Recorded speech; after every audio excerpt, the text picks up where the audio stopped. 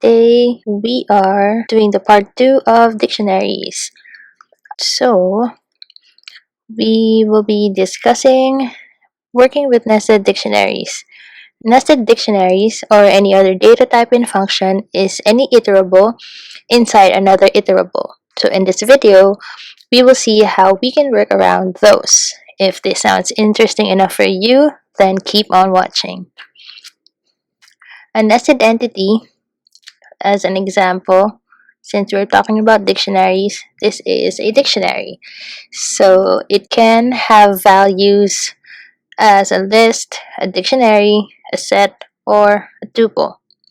For your grade in math is stored in grade math variable. For one, John has a grade A and A for the first and second terms stored as a list, so it is accessible using an index.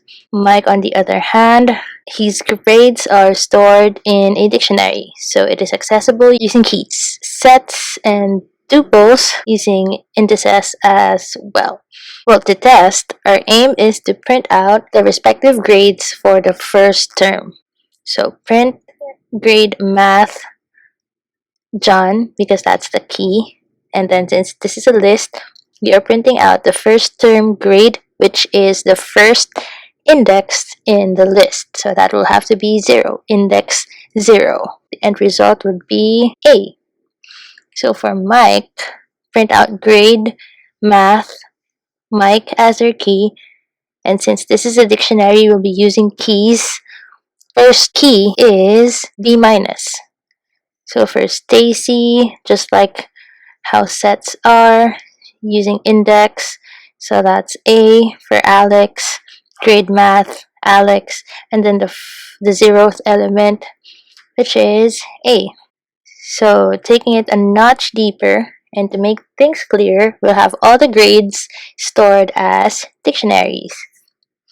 So for your class A, well, since this is a classroom type situation, you have that labeled class A, you have John as your key, and the values are dictionaries. So John and Mike both has grade in math and science. We need to print out their grades in math. So to do that, we have to print class A, your key John, and another key math. So that will have to be A minus. For us to print Mike's grade in math, we'll have to print class A, and then your key Mike, and then another key math. So that will be B minus.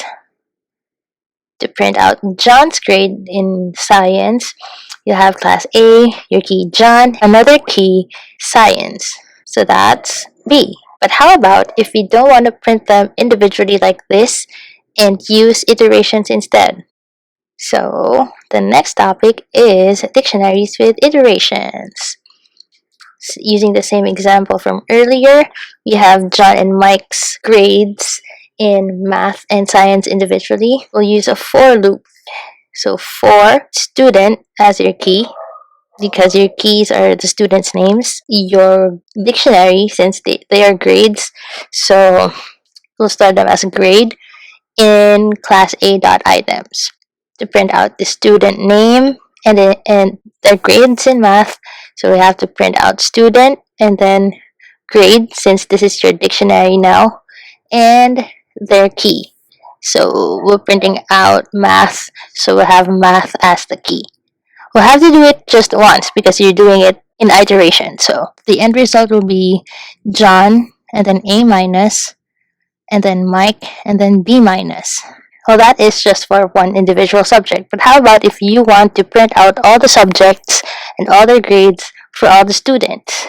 You don't want to do it like print John, print Mike, print him, print her. So the next thing we will learn is how to iterate over an iterable inside an iterable. So using the same example, we'll have to have one for loop for the outside loop, meaning each instance for John and Mike. So that's your student and then their subjects. The subjects are the values stored in a dictionary. Since your dictionary is another iterable, you have to iterate over the dictionary as well. So you need to have another for loop for subject, since you have math, science here, so that represents subject here. Grade, because that is the value of your key here. In subjects, to print out your student name, the subject, and the respective grades. This is the only thing you need to do. But it will print out everything inside your class A variable. So that will result with John Math A minus, John Science B, and then iterate over the outside dictionary. Now we have Mike Math B minus, and then Mike Science B. So yeah, that's it. If you have any questions, just comment down below. I hope you enjoyed this video. See you in the next one.